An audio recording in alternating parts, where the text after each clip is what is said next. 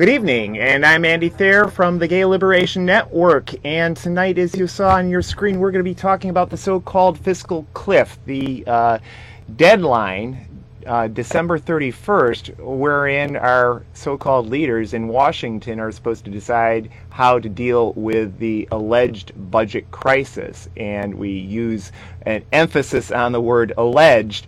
And our guest, Holly James, here will be talking to why we should be very skeptical about the whole terms of the debate. Holly is a researcher in the issue of government and public spending as well as private spending, and has taken a particular interest in this debate, which, as we'll argue here tonight, has been very narrow about entitlement spending and cutbacks therein, and tax breaks, who gets them, who doesn't. But Holly, before we get into the topic of the terms of their debate, I think it would be helpful for our listeners to know what is at stake here. We're talking basically Medicare, Medicaid, Social Security. For those who aren't recipients of those programs, could you give us a thumbnail sketch of what's at stake here? Well, we're talking about millions of people impacted by those programs. We're talking about the disabled, we're talking about the seniors, we're talking about widows and orphans who are relying on Social Security, and if they're disabled, they would have Medicare, or at a certain age 65, you're eligible for Medicare. We're also talking about Medicaid, an important program of providing health care to people who are either not eligible for Medicare because of their age or because of income restrictions, require the help from the state administered program called Medicaid. It's actually funded by federal dollars, but it's administered by the state. Mm-hmm. Social Security and Medicare are both funded and administered by the federal government. Mm-hmm. And we've got a situation here with vital social programs, and yet this debate is happening during the holiday season, which I don't think is a coincidence, because they expect most Americans are going to be tuning out. It's post-election, so we can't even vote on the basis of which way the parties are truly coming down on the issue. There's been a lot of posturing about dealing with the budget, but very little light. And I think our listeners really should take note of the fact that this very important debate is probably represents the most severe attack on social programs since they were created in the Great Depression. I mean, worse even than Bill Clinton's so-called ending welfare as we know it. And I think it's shocking about the state of democracy that they push this off to right during the holidays, hoping that no one is going to notice. And then that we're just going to wake up January 2nd and, whoa, we're going to have all these cuts in these vital programs if they have their way. But we in the Gay Liberation Network, and we're not just a gay rights only organization, we deal with the whole panoply of social justice issues. One of the things that we have been pointing out is that we live in a country that spends almost as much on the military is the entire rest of the world combined. So on that basis alone, you've got to say there isn't a budget crisis. On the basis of the fact that the United States spends nearly half of its federal budget, discretionary spending, on the military, and yet neither party is talking about dramatic cuts in the military. This in a country that spends as much on its military as the rest of the world combined. We are maintaining empire, and yet we're asking seniors to pay for it, we're asking the disabled to pay for it, and every time they talk about taxes and the poor wealthy are going to somehow have a hard time getting by, the 47% that Mitt Romney talked about allegedly not paying taxes, we are paying taxes. We're paying sales taxes, which are the most regressive taxes, and we're paying them on things like milk and bread, and yet if we've got a stock to trade, we're not paying sales taxes on that. I can sell you a stock and there's no sales tax on that. What's the justice in that, Holly? Well, it doesn't sound like there's much justice at all. It sounds like a planned agenda. Now, Holly, what are some of the most important facts that you have discovered through your researches on these issues? What do you think are some of the biggest fallacies as part of this debate, whether about Social Security, running out of money, allegedly? What do you think to those sort of statements? There's quite a lot of myths that are being promoted by some very interested parties. Many of them groups funded by Pete Peterson, who is a billionaire, but there are also at least 90 corporations that have joined together for a Fix the Debt organization, which they claim is a grassroots organization, to help promote these myths in the media. And a couple of these myths I think that are the most important is that our fiscal deficit is an economic issue, and it is not. It is politically manufactured. The decision to sequester in August of 2011 was made with the intent of forcing the politicians, our elected leaders, to make certain choices down the road, to make certain cuts. And before you go any farther, Holly, explain to our viewers what is meant by sequester, in this instance anyway. A sequester was a piece of legislation that was passed that would call for automatic, nearly across-the-board cuts in federal spending. And it was meant to install such fear that so many services and benefits would be cut that there would be maneuvering room to create a grand bargain, which would entail serious cuts aimed primarily at our social safety net, Social Security, Medicare, and Medicaid. In addition, there are talks about cuts to VA benefits, pension, and health care. For all the posturing about caring about veterans, they want to cut back. There's actually vets benefits. There's those issues that are on the table being negotiated primarily in backdoor deals. What we're hearing about in the media is what is provided as a result of these backdoor meetings. We're not really getting the heads-on view of these debates. Back to the myths that I wanted to talk about. One of the myths that's promoted is that we actually have a deficit that is of concern to us. For the nearly 200 years that this country has been in existence, we have run deficits. A deficit simply means that your expenditures exceed your revenues. But in a sovereign nation that issues its own currency that is no longer backed by any hard resource such as gold, the only constraint on issuing currency is the threat of hyperinflation. And hyperinflation has been shown by a number of leading economists to occur only under very narrow circumstances, primarily when your productive capacity and your employment in the country is at its maximum. At that point, you are flooding the markets with money that cannot essentially be used, so that forces the prices up on things. We are certainly not in that case with still fairly high unemployment and many factories that are sitting defunct. Certainly we see many retail stores that are closed. Well, and Holly, you raise an important point in that there has been, if you follow the business press, the Wall Street Journal and so forth, there are unprecedented amounts of cash sloshing around in the world economy since shortly before the Great Recession. In fact, NPR in its This America Life series referred to as the giant pool of money, that they are not investing because they don't see as though there is a return on their investment that they see as decent. We'd like to invite you, listeners, to follow the conversation and participate in it by calling the number on your screen there. There we go, 312-738-1060. If you've got a question or comment for Holly, we can squeeze you in, hopefully before the end of the program.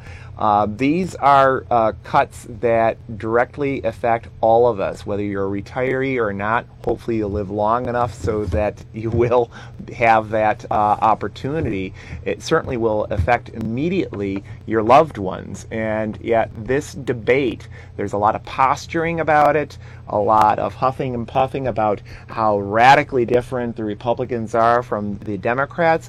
And yet, it seems to me that a lot of it is just that. It's posturing. They're agreed about the egregious military spending, that with one fell swoop, they could solve any alleged funding crisis, if you even grant that they've got that crisis in the first place, by cutting back the ridiculous spending that the America spends on its military. I mean, we live in a country that has got second-rate higher education from the standpoint of it's far more expensive in this country to get a higher education. In many advanced countries around the world, it's free or almost free. They have free health care. They've got much better secondary education, certainly much better public transportation systems, and yet in the wealthiest country in the world, we have at best third-rate social services, and yet they want to cut those back. And I think that there should be a hue and cry about this. And the problem is that when you have a Democrat in the White House, many of the same non-governmental organizations that say they care about children, that say they care about seniors and so forth, sit on their hands because their political allies are driving these cuts. I mean, case in point, last week, President Obama had proposed raising the retirement age in order to be eligible for Medicare. And yet Dick Durbin just the other day said, oh, no, that's off the table. This is some evil Republican plot. Well, you can't have it both ways, Senator Durbin.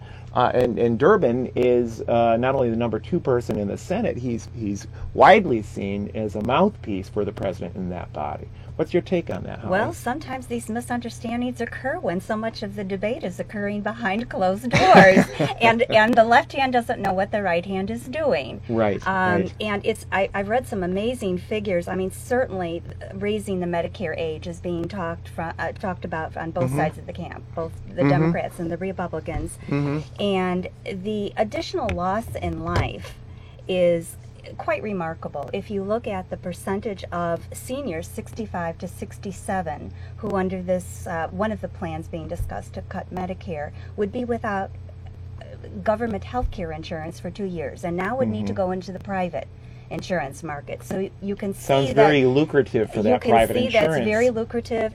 In fact, the incentives to do that might be very similar to the ones that were looked at in Obamacare, where people are being forced to buy insurance now in the private market. And that's exactly what this move would do. It would open up that population. However, you're talking about a population that has severe income restrictions at that point, unless they're unless they're still in the workplace, they have some real constraints on how much money they can spend on their health care insurance. Under the private market plan, they might be spending as much as $3,000 to $12,000 a year for private insurance for those couple of years that Medicare is no longer available. That would also apply to people who are disabled. The most important one of the most important populations who really needs those health care services. And that's a burden on our emergency care centers. Well, we're going to continue this conversation in just a few moments, but would like to point out not only can you call us at this number here below if you've got a question for Holly, but also we'd like to point out that if you want to get in touch with the Gay Liberation Network, please visit our website at www.gayliberation.net. And one of the initiatives that the Gay Liberation Network and others are currently undertaking is a boycott of the so-called Chick-fil-A chain, the corporation which has unfortunately seen it as its mission to fund organizations which, to the tune of millions of dollars, organizations who are opposed to legal equality for lesbian, gay, bisexual, and transgendered people. So we encourage you to boycott the Chick-fil-A chain, which is currently undertaking an expansion in the Chicago area. Don't reward their hate. Don't reward their inequality. Please don't patronize Chick-fil-A. If you need a greasy chicken fix, I'm sure there's plenty of other places you can go. But back to the discussion about the so-called fiscal cliff. Holly, how did you get involved in this whole debate? What led you to start researching this? Well, this has been a process that I've been engaged in, very an avid researcher in economics and politics. And you're a graduate student. I'm a graduate student of a business yeah. program and developed a real interest in economics, and as a result started doing a lot of reading outside of the classroom and economics. And there's certainly a correlation between economic decisions and public policy decisions. In fact, most public policy decisions involve economic decisions. So the issues that we're dealing with right now, they're framed as though they are an economic situation, but in fact they're political decisions. There's so much overlap between politics and economy. For example, another one of the myths that's being promoted right now that crosses the border there is that Social Security, Medicare, and Medicaid are fiscally insolvent, and that's not true. There's funding that is available only, well, first of all, from the funds that Social Security has. There's a disability fund and a retirement or old age and survivors fund, and they're fully funded to pay out 100% of their benefits through 2037, according to the trustees. Beyond that point, there are some options available if we choose, and it's a political choice, if we choose to use those trust funds to pay out benefits. We can raise the cap. Right now, it's at about $106,000. The cap meaning you have to make less than that amount in order to be eligible. Well, below that amount, you pay a FICA tax. If your income exceeds that amount, you no longer have to pay any FICA taxes. Removing that cap on the income cutoff would definitely increase the revenues for Social Security, enough to perhaps keep the program viable or at that break-even point between funding and payments through 2080 at the very least. These projections, though, are very difficult to make in a dynamic economy. And one of the questions is, do we need to be concerned about that when you do have a sovereign nation that can actually pay benefits from the general trust fund? It is by convention that we pay from Social Security funds, and that was set up for a reason. That was set up to create the understanding here in this country that we are paying. We are using our deferred compensation to pay for our insurance when we need that insurance. That doesn't mean that that's the only source of revenue. Well, speaking of sources of revenue, there was a study that came out recently that some 24 major corporations, including Chicago's own Boeing Corporation and General Electric, paid no federal taxes over the past 4 years. Certainly there's a big bucket of money there. Also, in terms of so-called incentives to corporations, we have situations not just like our local TIF programs. We've got oil corporations, which recently have been listed as some of the wealthiest corporations in the world that get subsidies from the federal government in order to do oil exploration and so on and so forth. These are the wealthiest corporations in the world, and they get these kind of subsidies. The banks get bailed out in the Great Recession, and you've got struggling homeowners right around the country who don't even get a pittance to help them with their mortgages. We do have, I believe, a question or comment on the air, and we'll take this very briefly. Hello, caller. You're on CAN TV. Hi, my name is Cindy, Yes. And I was just switching through the channels, and I came across your program. Mm-hmm. And I just wanted to know, with the whole Chick-fil-A deal, literally when I was switching through the channels, I saw Okay. that you were making comments about Chick-fil-A. And I do believe in, in equal opportunity for everyone.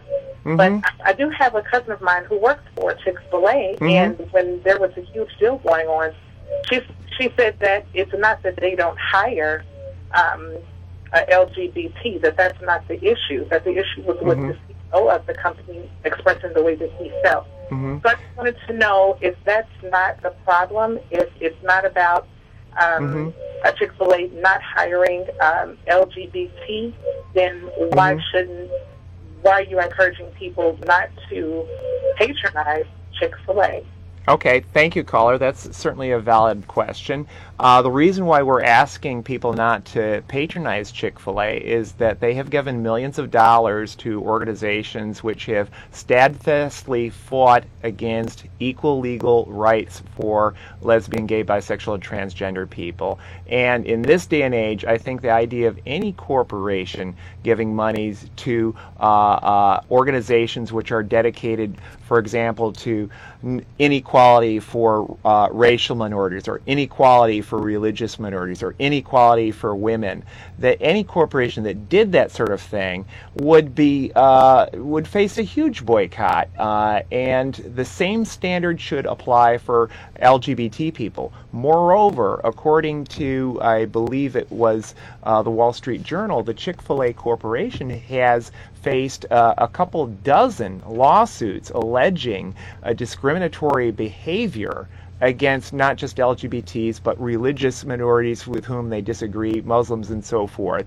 and that they've been forced to settle out of court on these lawsuits. If they felt that these lawsuits had no merit, presumably they would have fought them, but they have literally settled a couple dozen lawsuits out of court when they've been challenged about their workplace habits. So yes, they may hire us in for one thing. Just because you're gay doesn't mean you have a big sign on your head that says you're gay. But once you're there, you perhaps face a hostile work environment. But we're getting towards the end of our show here, Holly. We were talking about the looming, cutbacks that may be happening very, very soon, coming in just 15 or so days. What do you think the most important thing people should be doing, Holly, to stop these cuts? Well, there are a couple of things that they can do, and I wanted to point out, though, that the cuts have already started. Mm-hmm. When the sequestration deal was made in August of this year, they immediately called for cuts in federal government spending. Mm-hmm. These programs that we've been talking about, Social Security, Medicare, and Medicaid, well, at least Social Security and Medicare, have been nibbled at now from the inside. Okay? We're talking about service cuts. Social Security, for example, has cut its hours in the local field offices that serve the public face to face. There are other cuts that have been happening behind the scene that reduce the service level to the American public. We deserve better in this country. The cuts that they're talking about now are coming not just on the service end, which will continue, but also on the benefit end. So they basically make it impossible to access the benefits you even are entitled to because you paid into them for how many years, by cutting hours and so forth, and cutting offices. And cutting services. The level of services are being downgraded. Instead of face-to-face as being the preferred mechanism, now people are being directed to file their claims and do their transactions with the government online. Yeah. Like, how many 70-year-olds do you know are computer savvy to deal with? Yeah, it's a way to keep people from accessing the things that they paid into for many, many years. It's a very deceptive cuts. Or people in rural communities who don't have access to the internet. Right. Some things that you can do. The AARP, the AARP. In 2011, its board of directors decided it was going to support Social Security cuts. Call AARP. That's outrageous. Write AARP. Tell them no cuts to Social Security, no cuts to Medicare. Call your Congress people. Call your senators. Call your representatives, especially those of you in Illinois. Call Senator Durbin. Yeah. He's been talking about Social Security cuts quite avidly. Talk to him. Tell them that's unacceptable. This coming from, they get their benefits cradle to grave once they get into the Senate. So very generous pensions. They're not yes. going to be on the chopping block. So anyway, I'm afraid that we're close to the end of our time here. Wanted to close out with a few announcements here before we go, though. First, we want to reiterate that we want you to boycott the Chick-fil-A restaurant chain. They are sponsoring anti-LGBT hate, and they are just as any organization that supports discrimination against racial minorities or religious minorities, we'd encourage you to say that it should not be open season on LGBT people either. And if you want to get involved in the Gay Liberation Network, we meet the first Wednesday of each month at the Burger Park Cultural Center, corner of Sheridan and Granville. We'll be meeting, yes, the day after New Year's Day, bright and early in the year, to plan events for the new year. And we can you can catch up with the Gay Liberation Network here on Chicago Access Network Television. Our next show typically is going to be the second Friday of each month, and that will be January 11th. And then finally, we'd like to thank the people that made today's show possible.